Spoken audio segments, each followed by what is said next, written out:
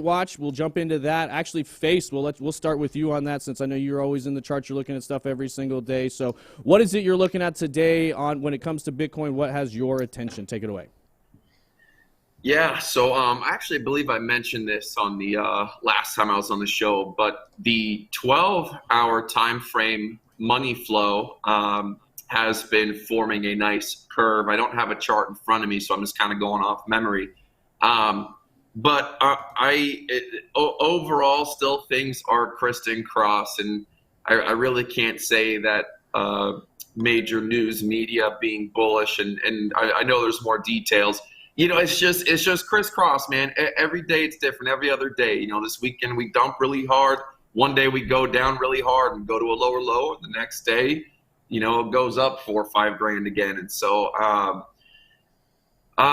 you know, it's wishy-washy, and to be honest, it's so damn hot outside, and I'm just trying to survive inside and stay with my family.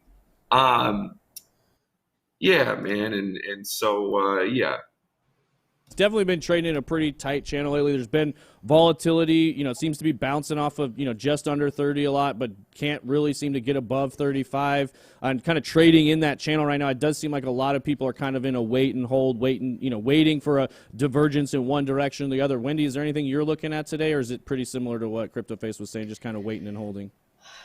I'm kind of like right now, I've really been on the sidelines just because I'm not seeing anything super exciting. Last night on our live stream at 6 p.m. PST, we did go ahead and cover quite a few altcoins, mostly the top 100 coins, but there was about 10 different coins we charted. They were looking like they were starting to break out and do well. I'm anticipating anywhere between like 3 to 30% gains for this. This is for people that are actively trading. It's not necessarily for the holders. I just really want to see Bitcoin kind of break above really break above the $37,000 range. And until we do that, I'm not getting super excited. I'm actually anticipating some more chop, and I'm anticipating some downward movement around July 17th due to what I heard about Grayscale. So we'll see if that ends up playing out or not. And just real quick for the audience, I think I know what you're referring to regarding Grayscale, but do you want to mention what it is that you heard? Yeah, so today we talked about Grayscale unlocking their trust. So basically everybody who participated in the Bitcoin trust, and again, correct me if I'm wrong here, saying this incorrectly, I don't have it in front of me, but they'll have the opportunity to go ahead and sell their Bitcoin, remove it, or do whatever it is they want to do. And it kind of depends when these people did decide to buy it. So if there's a large amount of Bitcoin, which I want to say it's a little bit above 16,000 Bitcoin, these people could decide to dump on the market or whatever it is they want to do. So that is something that we should keep into consideration that is coming up. It might not have any impact on the market, but in important events like that we can actually track, we should pay attention to. Yes, exactly. And that actually brings me to the next discussion, which we're going to talk about this hash rate resetting and the difficulty of the Bitcoin hash rate dropping substantially, and the biggest difficulty adjustment to the downside. Normally we see difficulty adjustments with the network difficulty going up. This one, it's going to go back down. And I want to, Ben and Tom, I want to hear from you guys a little bit on this, and kind of everybody is kind of going down a little bit of a bearish track. I know most of the time we come out on the show, we're very fundamentally strong, where a lot of us are bullish on the long term. But on the short term, we know most of the time when the way the price of a Bitcoin is determined from a pure logical standpoint, a lot of times has to do with the power consumption, the cost to create it. So when the hash rate drops, the cost to mine it, the difficulty goes down dramatically, and it makes it easier to mint a Bitcoin for a lower cost. Ben, do you think that could kind of reset things a little bit with the difficulty dropping down and send us into more of an extended bear market because now we've got a much lower hash rate? I refuse to be bearish. I refuse. I absolutely refuse. I will not do it. I will do it one day, but now's not the time. I think that we're already, I mean, think about this. The hash rate has already been dropped to the lowest it's been, we were looking at earlier, since the summer of 2019. So pretty unbelievable when you look at how dramatic the fall in the hash rate has been. And I think when it comes to setting the price, like it's not like a 1-to-1 minute kind of scenario here where all of a sudden the hash rate drops and we get a difficulty adjustment tomorrow, and then that immediately has reverberating effects on the market. So if you look at the Bitcoin halving, we look at this every 4 years, okay? And it's so funny because we talked about this on YouTube for months leading up to the actual halving event, but people still just can't grasp it. When the Bitcoin halving happens, there's a huge run up leading to the halving. It's all in speculation. And then what happens? The price plummets the day of the halving or the day before the halving. It was the weekend before the halving in the last case. It took a while for it to recover, and then it slowly started moving up, And then what happens is that supply shock from that halving event finally starts to reverberate across the entire Bitcoin landscape when the miners are unloading. And I think a lot of this has to do with miner activity. I think watching the activity and the outflows from the miners over the next few weeks is going to really determine a lot. But it's not going to probably be, if we're talking about an actual, a difficulty shock, I guess would be the best way to say it. It's not a supply shock, but a difficulty shock. I think it's going to take a while for this to really make waves in the market. So what I suspect is that we've already seen the low, and that we're going to see the price start to move up as we head through July. We've been talking about this for several weeks now.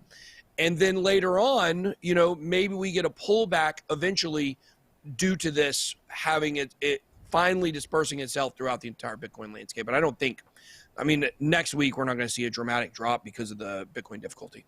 Yeah, that's true. A lot of the times these changes do take time to see the effects of it. And we got Lance in the chat asking if we've got Michael Jackson with us. And that actually, it is Michael Jackson in the bottom right corner. Give us a wave real quick. So brought out his best jacket. Yeah, that's what we're General Jackson, you know what I'm saying? But actually, screw that guy. I look way better than Michael Jackson, dude. Michael Jackson sucks. He had great music back in the day. The man can dance, but he's a piece of garbage. Well, we agree with you there. You are definitely much better looking than Michael Jackson. So. I thought he was a sailor. That's a captain. Was. Yeah, a captain. Yeah, I wanted to ask him where he was going to take me away. Too. So, wow. Oh, CryptoFace, come back on. Don't turn your camera. Oh, whoops! No, I clicked the wrong button. I'm sorry. Well, I want to keep on that same subject and throw to you here, Tom. With what Ben was talking about with these adjustments happening, like you said, it doesn't happen instantly. We hear about China miners getting shut down. We're just now, we've been seeing them closing now for weeks. We're starting to see the effect on the hash rate. It will adjust. It will kind of go down and then come back up within time. How long do you think it'll take, and do you think it will actually matter in the long term thing? We've got, block times are supposed to be 10 minutes. Yesterday we had a block time of 23 minutes. So there's maybe some concern for the security of the network. It is designed to self-correct, but how long do you think it'll take it to self-correct? And do you think this will be a major issue in the long term? Well, normally when difficulty adjusts, for me, it's like a chicken or egg thing. Hash rate goes down with price going down, or does the hash rate go down then the price?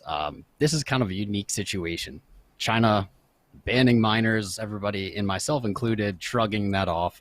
China bans it every year. Nothing happens. So I guess we actually are seeing some kind of retaliation from their government on miners, and they are shutting down. We're looking at maybe July 2nd. I think at this point we're headed for that retarget of, I think it's close to minus 30% difficulty. Mm-hmm. And what that means really is it's going to become 30% easier to mine. That should translate out to more profitability for miners. I've been seeing the opposite in news articles. Obviously that's due to price going down, but difficulty itself being adjusted down is natural. It's intended. I think that we see a rebound on difficulty into July. Okay, there you go. And then so you think it'll reset more or less, it'll catch back up mid to end July? It could take some time. We've seen a substantial drop in hash rate, and I guess it's going to come down to how fast does it take them to get back online. That could be as soon as the end of July. It could take further into Q3. But either way, it becomes easier to mine. That's going to attract more miners, and that's going to push the hash rate back up. This is all the natural ebb and flow, but we're just seeing kind of this unusual, maybe less organic fluctuation of hash rate now. Yeah, I like the way Ben put it as like a difficulty shock, something we haven't really seen before where this much hash rate gets pulled out all at once. So, CryptoFace, real quick, you think... Sorry, TJ. No, go ahead. Can I just say one more thing? I was going to say also, it's important to note, the last two difficulty adjustments have been negative as well. This one's just larger. Right. So I think that goes along with what Ben was saying. It's a gradual kind of thing, not necessarily this adjusts and something is going to happen. Right. And CryptoFace, do you think, like Tom mentioned, when the difficulty goes down, the profitability for miners goes up? So do you think that's a good thing for Bitcoin? Like, do you think miners will end up holding, trying to cash out on their profits later, and it'll reduce the sell pressure a little bit on Bitcoin? Do you think this could bode well for the price? Or do you think, because I know last time we were on here, we were talking about some pretty low targets, 12K, 15K, 13K, something like that. And I know if you look at the cost to mine a Bitcoin right now, it's probably about in that range. So you could make the case maybe we do go back towards a bearish scenario and hang out down there for a little while as well. What's your thoughts? Yeah, it's kind of just like a natural, this is what happens. I mean, we just went through a wild, 1 year ago, Bitcoin was $9,000. Oh my Lord, no, not Windows reinstall update. Hang on, let me make sure this doesn't happen. Lord have mercy. It comes at the worst times. No. Okay. Hang on. Let's have two. Okay, tomorrow. Okay. All right. I'm so sorry about that. No, you're good. So it's a natural flow of things. We were at $9,000 at this time last year. And, you know, from Michael Saylor's own words, as long as we are above the 200-week moving average, which would be right about 12,000 when he said actually 13,000 probably now, which is one of my possible expectations for Bitcoin, 20K, 13K as far as a bottom. Yeah, the difficulty goes up and down. You know, we just shot up a lot, and now it's going down just like overall searches and people viewing, and everything goes down when the price goes down. Hash searches, YouTube views, you name it. So it's just kind of a natural part of the process, not natural part of the balancing act. Just as far as like just price action, I just kind of feel like, yeah, like we're in a channel and we can see a little move up and then a bigger move down. And it's gonna take time. Like time has to go by, and you can call it a bear, bull, or a kangaroo. It's kind of a kangaroo, but overall, I mean, we were, again, if Bitcoin went up 10% from a year ago, the price would be $10,900. So if we actually close, you know, the year at $10,900, technically we're 10% bigger than we were, you know, the year before. So, you know, yeah, it's just a natural process, man, and we'll see. Yeah, like you said. I mean, but is there any hope? I want to know from CryptoFace, is there any hope that doesn't happen? I mean, do you think there is a chance that we are going to continue going up? Or do you just say that that's not really a possibility? The charts are just saying that like it's gonna go much lower, because I just don't believe that. I want to hear from your perspective. Well, there's always a possibility. My long-term view on Bitcoin, man, to be honest with you, is a little, as far as price action, ain't that pretty. I kind of feel like there's a possibility that 64K may have been the top, like the top forever. I'm not trying to say anything, but forever. You know, things don't scale into infinity and beyond, and it's the number one. Listen, the number one good thing about crypto is you can send money to anyone anywhere around the world. That's the number one utility for every single pool coin or Bitcoin. And I think if crypto really wants to survive and Bitcoin wants to, you know, have a shot at maybe seeing higher highs, what I saw with like my deep analysis was like the 60Ks.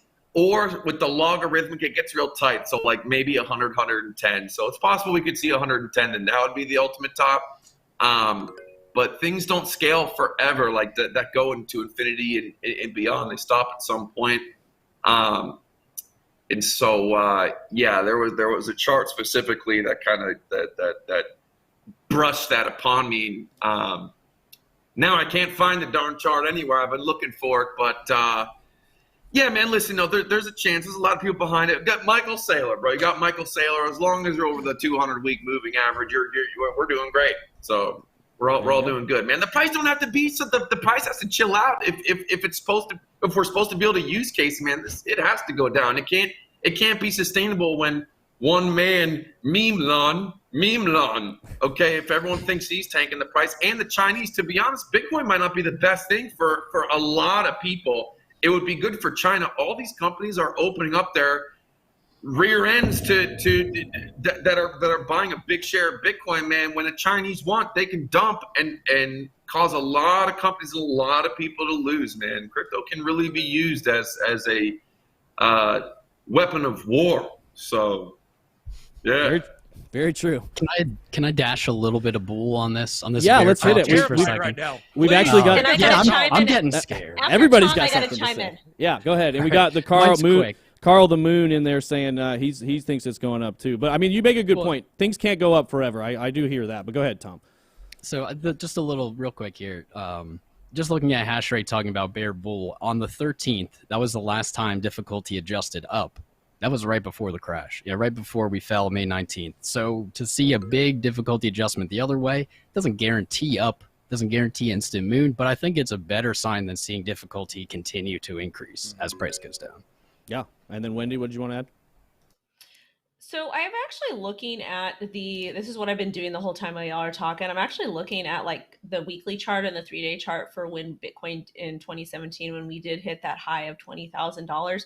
And a lot of people are saying this bear market was so short, the bull market was so short. It was so short, it was so short. But I'm looking at the chart and we were actually consolidating an all-time high for a lot longer than we did back in 2017. I remember 2017. We shot up to 20K. And then we dumped like right after, I felt like. So the bull market, the peak there was like 42 days, I think. And again, you guys, I would need no more time to go over this, but the peak that we had, the range that we had from 45K to 65K was like 100 days. So realistically, this bear or this bull market, this bullish action lasted about double as long as we did back in 2017. Like if you look at zoom out and you look at the weekly chart, we literally have like 2 candles that pumped and then we dropped. But if you look at the peak for February of 2021 to May 10th, when we broke below support, we had like 1, 2, 3, 4, 5, 6, like 10 or 12 weekly candles. So I don't know. I feel like that could have possibly been the top. That's because we haven't had the blow off top. That's why it was longer, because that was not what we see at the end of this bull market with a peak and then a dramatic fall. I mean, you don't consolidate at the all-time high price for 100 days. And that's why I really feel very strongly that we have not done that. We are going to be heading back up. We are going to break 6 figures this year. I'm still very confident that we're going to end up matching the stock to flow. Maybe not peaking out at 300 like a lot of us thought that we would. But at the end of the day, I do think that we are, I think we're going to look back at the peak of this market, which is going to be in the fall of this year. And you're going to look and it's going to be very similar to the peak of 2017. But right now it doesn't look that way because that was not the peak. And we lost The weatherman on it to chat about this. Bitcoin hits. You want to make like a little like $10,000 bet or $20,000 bet on 100K this year? No. Can we make a cheeseburger bet? Like if Bitcoin hits 160,000 this year, that you guys all buy me cheeseburgers. You still owe me a cheeseburger, Wendy. That's why I said it. You still owe me a trying cheeseburger. To get that back. I sent you cheeseburger. Did I send you crypto to get cheeseburgers? Maybe. I don't remember. I just wanted the actual cheeseburger delivered to me. Okay. All right. Well, you know what? I will DoorDash you 2 cheeseburgers. In-N-Out. Yeah. It's the best burger. No, In-N-Out is not the best burger. Five Guys is the best burger. Whataburger's pretty good. You know what really sucks is when you get your like Postmates or your Uber Eats and the safety sticker's taken off, so you don't know if your driver, played with your food. What is he doing with your food? Fries? Can you hear us, TJ? What do we do now? TJ's not here. All right, guys. Where's our cue cards? I got a topic. You want to talk about my topic, or should we talk? What's your topic? I don't know what to say. We've already talked about the sailor and the captain. Let's head on and talk to Wendy. Okay, so the topic that I want to bring up, should I share my screen so the audience can see? Yeah, let's do that. Yeah, let's go for it. Let me go ahead and share this. I'm taking over the BitBoy crypto channel today. Woohoo! All right. Where's my Chrome tab? All right, so this is what I want to talk about. I think, BitBoy, you might have touched on this earlier, but President of El Salvador, he basically went ahead and tweeted, and I'll go ahead and translate. He's basically talking about the Shiva wallet that's going to be fully compatible with other wallets. Yes, you will have to KYC, but the biggest thing here that the takeaway for me was no commission. These wallets are going to have no commission for the people, and they can cash it out at physical branches and get cash if they wanted to from their Bitcoin, and there's going to be no commission. This is amazing, outstanding, in my opinion. I'm very excited about it. That's good, Wendy. Thanks. Can I share something too? Yeah, please. We want you to share. Cool. All right. How do I? Our host is share back. here? I think I'm back. Oh, he's back. I think I'm back. But you can share. Yeah, go go ahead, ahead, CryptoFace. CryptoFace. Let's Let's see hear it. it. All right. We're doing this. Okay. Oh, Can you see my screen? that's like one of the Oh, that's so some BitBoy cute. TA right there. That is Brilliant. my TA. Okay. Whoops. I'm spooked. This is what I call the three amigos, the four horsemen of Bitcoin. We're on the weekly chart. And, listen, long story short, the price comes up and it comes back down. It goes up and it comes back down to previous major points. That's why I pretty much have 13 and 20K, the three amigos, the four horsemen of Bitcoin. It hasn't led me wrong thus far.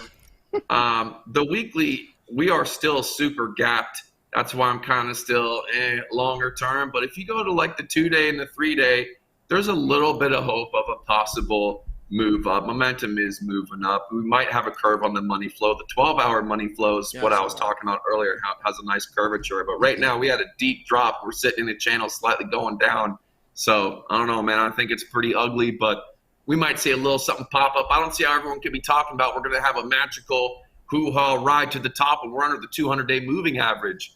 I hate repeating the most basic technical analysis information, but all these people that are on YouTube and talk about their TA seem to ignore one of the most important ones.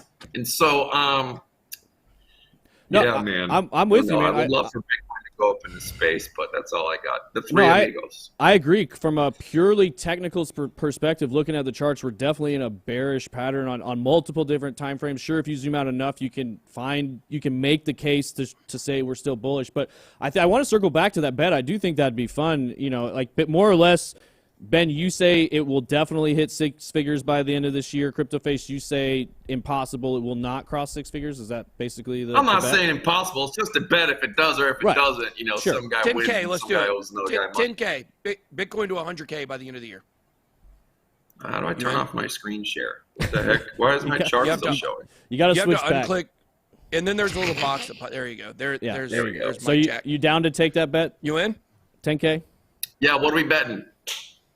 10K. The Bitcoin hits $100,000 by the end of the year. Let's Can do I go it. to the charity of my choice? Sure. Yeah, I mean, I'm down to donate his money to charity. I have no problem with it. So. And I want to say, throw in the Hamburglar thing. You have to dress up as Hamburglar if you lose. Okay, I'm down with that. And then what I'm are down with that. if he loses? What does he fit? He's got to do a Michael Jackson dance. There you go. And show his face? Thriller. Oh, no, he's going to show his face man. before that. No. Okay. All right. Well, But perfect. listen, I think bothered enough. before we move on to the next topic, though, I just want to make like one final point on that, which is like, I understand your three amigos, and I'm now starting to believe that we are looking somewhere between 100 to 200K instead of the most bullish scenario where things were looking like they were going, somewhere above 300K. I'm starting to now, like I said, believe like maybe 120, 150 might be the actual target. I think if that is the case, I do think there's a great chance it drops down in the depth of the bear market and does touch off 20K. I just don't think we're at the point where it is going to drop there yet. So Perfect. We have no legs, man. It's just, I mean, it's been a amazing year of a straight shot up, but we're on stilts, man. We're on stilts. You know what I'm saying? And the good news is if it does come down, it can come right back up real fast or not. Time goes by, folks. Time goes by. A lot of people have been in crypto since 2017. It's been 4 or 5 years, and it seems like it was just yesterday. So the price was 3,000, 6,000. So amazing things can happen. Listen, I could be totally that's why I say what I think and what I do with my money are many times two different things. You know what I'm saying? I'm wrong all the time on what I think is going to happen, but when you see something, things change. So yeah, that's a good point. Hamburglar and 15,000. I'm ready to rock and roll. We're sticking to that one. let's do it. And with Bitcoin too, And things donating change. to Wendy's favorite charity. There you go. And donating to Wendy's. That's right. Yeah. That'll be fun. And when they do change, they change really fast, like you said. So like what's going on right now, give it another week, 2 weeks, that could change, completely be invalidated. Volume could tick back up. And that's something we're going to end up kind of skipping that second topic. We talked about it a little bit on the morning live stream, more or less. Wall Street has been very bearish, a lot of negative news coming out the last couple of weeks. All of a sudden this week, we're starting to see very positive news. They're turning very bullish again, bullish on the futures, bullish on Grayscale. So we're seeing a lot of that. Could bode well for the price going back up. If maybe they've accumulated enough, they want to see it go back up, and that's some of the stuff you could see that all of a sudden, if we see massive inflows of volume, like volume ticks up dramatically, like then all of a sudden the discussion we're having changes dramatically when you're looking at charts and stuff like that. If we're seeing volume double and triple and quadruple, and like we saw with the early run up. So, but last we're going to talk about the foreign dominoes. And also it has been we got people in the chat saying, man, you guys are wild today. It's been a little bit wild. If you guys are enjoying this stream, we've got about 7,000 people here watching. If you could smash those like buttons, it really helps get this video out there, helps more people learn about crypto, learn about Bitcoin, change their lives, make it better, and just have a good time. So if we could get to probably 3,500 likes today, I don't see why we can't do that. We've only got about 1,000 right now. So if all you guys smash it, we should do it, no problem. But real quick, we're going to be talking a little bit about the foreign dominoes falling. I know we've been talking about that a lot on this show, but it just keeps coming with more and more news. I think Wendy touched on the news coming out of El Salvador while we were dealing with some of that technical stuff, that they're going to be launching a national wallet for every citizen in the country. We also got the big news from Mexico, a big billionaire there, $15 billion. He owns major TV and media outlets. He's been pushing really hard for Bitcoin adoption. And now we've got India. Looks like they're throwing their hat in the ring, looking like they're moving more towards Bitcoin adoption as well. So on those notes, do you think India is going to be, Ben, one of those major economies that adopts Bitcoin? They understand technology. They've actually got an economy booming there and could adopt this really fast and have a faster impact than somewhere like El Salvador. Do you see that happening within the near future? Well, yes and no. I would say India is definitely a place that's very ripe. It's very ripe for crypto adoption. If you think about it, it is a tech hub, right? This a place where, let's face it, if you go on Upwork and you're looking for people to do tech stuff for you, a lot of those people are going to be from India, and they're going to do a good job. And when you think about the way that Upwork as a freelancer site, because we've used people on Upwork before for different things, it's kind of weird the way they get money shaven off the top because it's difficult to transfer the money. But if there were a way to do it with crypto where these people are doing freelance work and they're actually getting to collect almost 100% of the money, they're technically savvy enough to do it, and they're going to be able to keep more of their own money, and the transactions are going to be fast, and everything's going to be on the blockchain and immutable and transparent. And so I think there's definitely a very good potential for India to become that. However, on the flip side, we have their government that is just as bad as the Chinese government in terms of fudding Bitcoin. The central bank, the RBI there, they absolutely hate Bitcoin. They detest it. A lot of people in the government there actually love it, and the people love it. Because I talk to people, one of my good friends that I know in real life very well is Indian, and he always tells me that, India is booming in crypto. It's just hard for us to see it because of the narratives that are coming out of the government there and hitting our mainstream news. So the people, they want it. The government, they want to suppress it. And so we'll just have to see which one of those wins out in the end.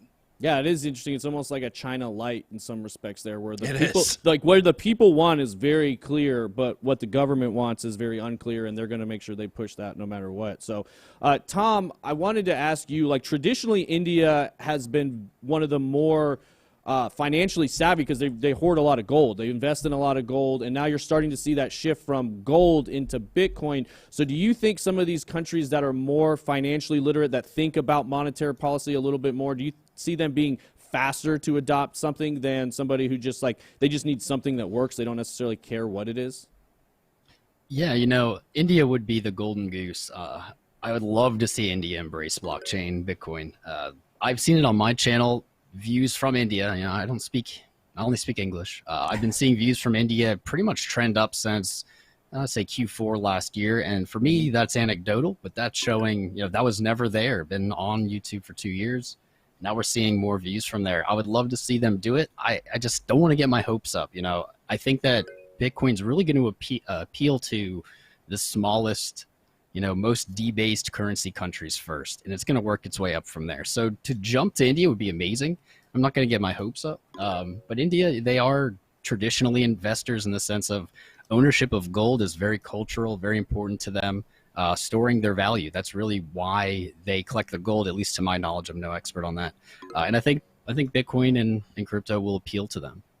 Yeah, no, that's a good point. And Livid Music actually said the same thing in the chat, that India, part of the reason they love their gold is because it does have deep cultural ties. And culture is definitely something we see that gets wrapped into money a lot, whether it's ideals that parents pass down to their kids, or why we hold gold or precious metals or any of those kinds of things based on history. So Wendy, how much do you think this cultural shift of moving away from precious metals like gold and silver towards something like Bitcoin and crypto, like that maybe the older generation in places like India or really anywhere in the world, they're much more used to something tactile, something they can hold, something that they can store in a physical place, and then when you tell them this digital thing, it doesn't quite make sense to them. So how much do you think it's just going to be a generational cultural shift from the older generation that likes gold to the younger generation like in Bitcoin? Do you think it's just a time factor, or do you think this is something that can happen quickly? It's definitely a time factor. It's not going to happen overnight. If you look at somebody like my mom is immensely intelligent, but when it comes to kind of understanding Bitcoin or understanding something that is not tangible, it's hard for her to understand. And even myself, sometimes I'm like, oh my God, I can't touch this, but I've got all this money. Sometimes it doesn't resonate right away. And I really do think that in order for us to really, really get adoption, it's not going to be this generation. It's going to be the next generation. It's going to be my daughter's generation, or maybe Ben's kids' generation, or anybody that's watching, like your kids. It's going to be their generation. And what we're doing now is we're kind of paving the way for them. But BitBoy has talked about. We've talked about video games, and we talked about the way things used to be back in the day, and like how our parents used to do things, and now things have changed, and we can kind of see that shift, but it didn't happen overnight. It took a generation. Heck, I still have a checkbook that I need to write checks for certain bills, because those companies, I'm being dead serious for you. Those companies do not, this is my checkbook right here. Some companies do not accept credit card payments. They want a check. And realistically, adoption's not going to happen this generation as much as I would love it to. I'm being a realist, and we have to really kind of focus on education. We have to educate our kids. We have to, the education system is going to need to kind of change to cater to that as well. So it's not going to be this generation, probably next generation, and then the generation after that we'll see like full on force crypto, Bitcoin adoption, whatever it is. But as far as it goes with Mexico and El Salvador and all of these countries overseas outside the United States, they're doing absolutely amazing work, in my opinion, with getting Bitcoin integrated. And I know a lot of people argue that the news coming out of El Salvador, the Shiva Wallet, oh my God, it's going to be totally centralized. You have to KYC this and that. But realistically, we're talking about governments integrating Bitcoin to their people, introducing it to them. They're doing a marketer's job. They're providing the education. They're getting things set up. So overall, this is a win, because it's getting people ready to have full custody over their own Bitcoin with a separate wallet from El Salvador's wallet that they're giving everyone. So overall, to me, it's a win, and I think next generation is going to do well when it comes to cryptocurrency, and they're going to adopt it very easily.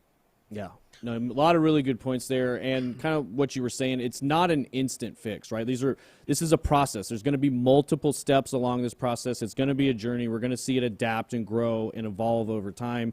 Like you said, if somebody gets that wallet from El Salvador and they're custody their own Bitcoin, and then they decide, hey, maybe I'm going to go try this other wallet that doesn't require KYC. Now they've got the options to do that. So it's not just going to be something that's an instant fix. It's going to be something that adapts slowly over time. And I think you hit the nail on the head. We're early now. People are saying in the chat, we're definitely still early, and we're setting the stage for the next generation, for the future, probably Generation Z. They're going to be the ones that probably have the most to benefit from all this tech innovation. Last question. I want to hear from CryptoFace one more time on this subject. Do you think, for those that aren't involved right now, you're still on the sideline, they're still looking at Bitcoin, they're still looking at crypto, and they're saying, like, I don't know about this thing, I'm not sure if it's going to stick around, it might be a Ponzi, I'm not really an investor. Do you think it's important for people that are on the outskirts right now, just on the outside looking in, to get involved? Do you think people could get left behind if they don't start getting involved now? Yeah.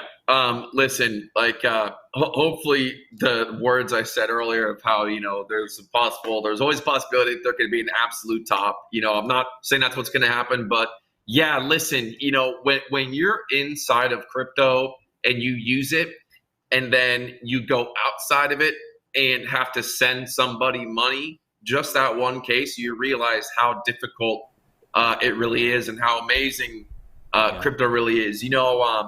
Shout out to John McAfee. Rest in peace.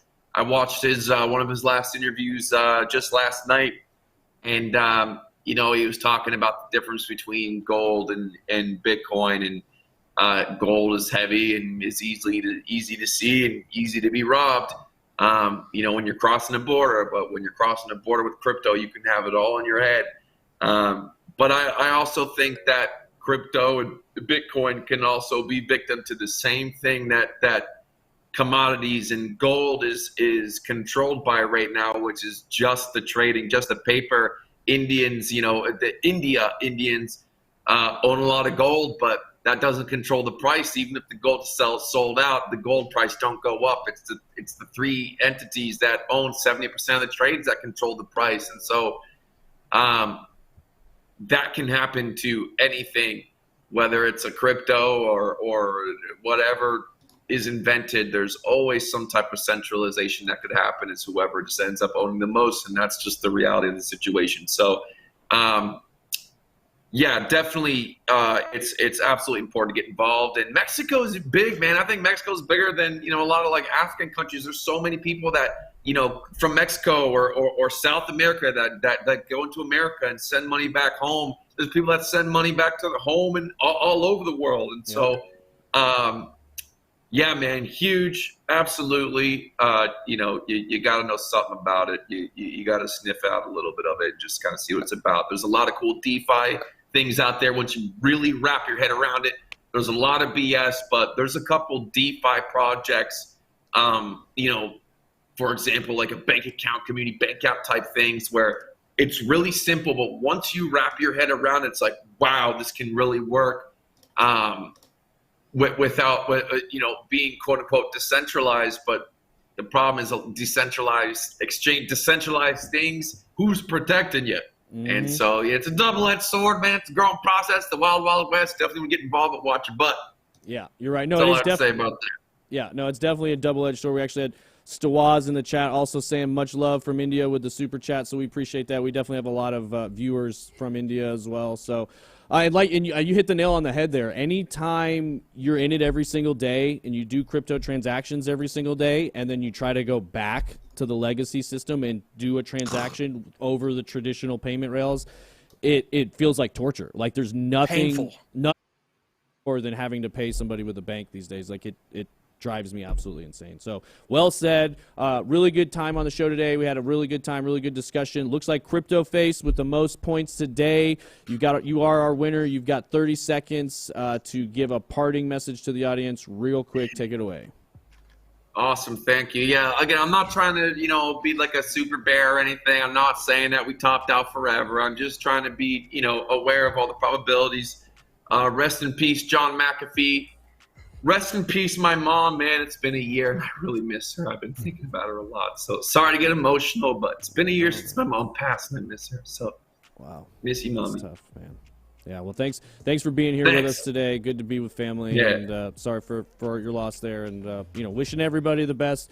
And yeah, that's all we have time for today. We'll be back tomorrow at 5 p.m. Eastern time. We're out.